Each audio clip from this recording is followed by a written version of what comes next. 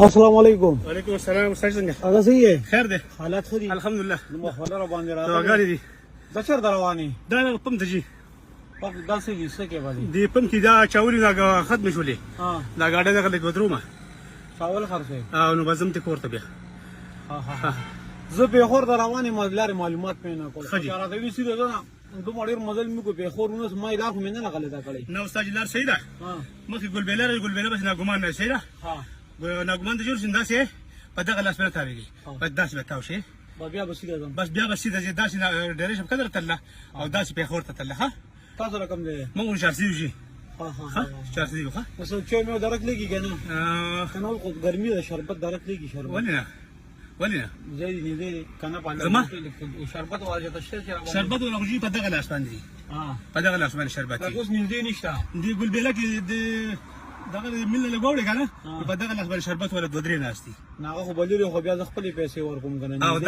هغه لرې دي جي، او چې نږدې مونږ روانې اوس کلی وی که نه. یو کار وکړه که نه، د شربت هغه راله نغدې راکړه. واله که نه جي، واله که نه. ښه واله که نه. څه 100 روپۍ شربت څښې که نه. ښه نه شربت خو ارزان دی.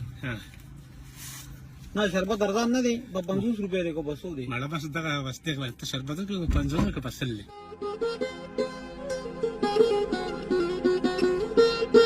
بس دغه شربت وڅښه. ته یو پیسې ډېرې ګټې ما ته داسې اندازې لګېږي. استاد جي ګوره بس داسې خبره ده، مونږ معذور یو، الله پاک یې ورکوي.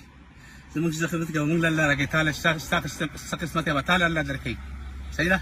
تا ولې دا خپلې څه مسله دا خپل مې جي دا ټوټه مې خرابه شوې ده، دا مین ګوله خرابه ده، دا ختمه ده. د دې په وجه بیا زور به د زنګون راغی، زنګون هم خراب شو. او بل ډاکټر لاړم، هغه ماته یاره صد دا ډاکټر دا زنګون چې دی دا ختم دی، په دې کې څه نشته. بس کور کښېنه څه کوه مو، که چېرته دې اخبار وښوی در ورکړم ډاکټر هم نه مني نو سر بله خبره مجبوري څه نشته که نه مخکې ده. ستا مجبوري راته معلومه ده، مجبوره پلاره. ډاکټر دې کې څو روپۍ راځي؟ دیګ استاد زه یو لوټکی وړم، صفا خبره کوم، دیګمانو سره یو لوټکی نه وي، هغه یو لوټکی وړم، دا اوس خرڅې شولې، د هغه پکې 1400 روپۍ وشولې، 1400 باندې لوټکی راکوي. داسې به 200 روپۍ به زما کرایه شوله، او داسې به چې 2-2.5 روپۍ پارسل شوې، 50 روپۍ بس شیانو، 50-50 روپۍ بس ګیس وشوې، نو 1500 روپۍ ماته پرېښلې. 1500 روپۍ تاسو ته پاتې شي؟ بس ماته پاک دي شو. کور کې وړو مور شته؟ او شکر.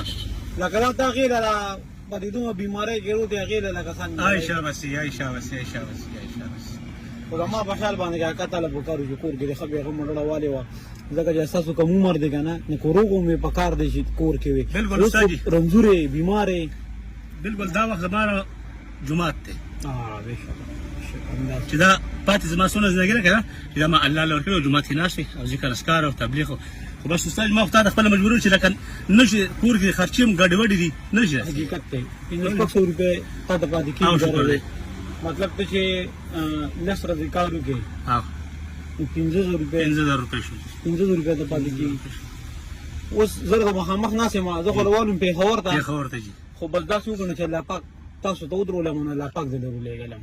ټیک شو؟ بلکل دومره اوس زما هم نه کېږي، بلکل زیات اوس مې نه کېږي، خو دومره اوس مې کېږي چې زه وایم دا یو هفته چې تاسو په سکون تېره کړئ، او چې را تاسو څنګه ووایي چې زما دا ټایم به جومات کې راناستی دی، بس صرف مانځلې لاړ شئ او واپس خپل کور ته راشئ. الله هم خوشحاله کړه. او یو هفته چې کله تېرې شي نو د هغې نه پس بیا الله شته، بیا الله شته.